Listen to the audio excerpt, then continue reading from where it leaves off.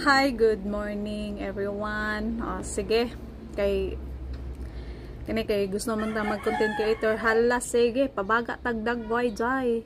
Sige ha. So, always lang remember nga mao na gid ni. So, good morning diha sa tanan no. So, nalang ko'y gustong i-share ha.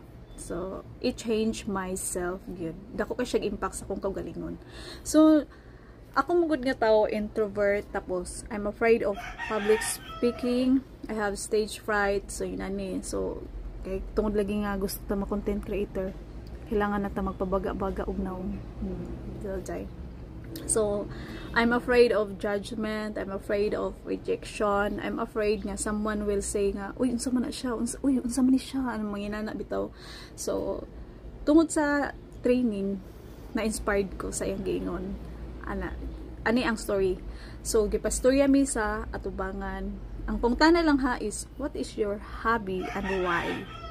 Sige, ana ra ha, simple kay nga question. Sa pito na mo, ang the way mo answer is, this is my hobby because, ano bitong magkurog-kurog mi, then to the point nga mawala na mi sa thoughts, sa idea, sa among istorya, kay manin na nawala nami kay mas gipalabi na mo ang among emotion nga we're afraid of judgment, we are afraid to commit mistakes.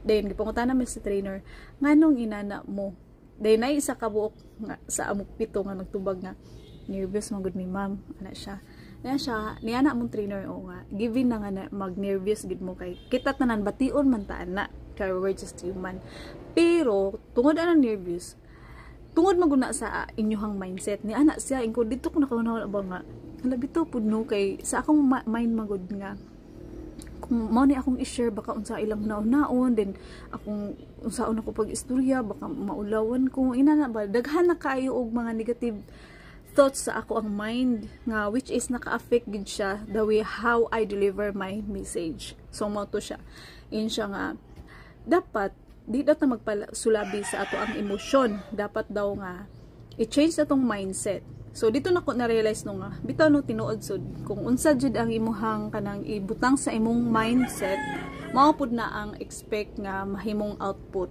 So the next round, so gipangutana nami nga what is your favorite movie and why. So dito na giset na ginako akong mind nga nganong mahadlok man ko sa iya nga gipangutana ra man ko niya ug nganong mahadlok man ko sa akong kauban nga i-judge ko nga wa man ko gibuhat sa ilaha.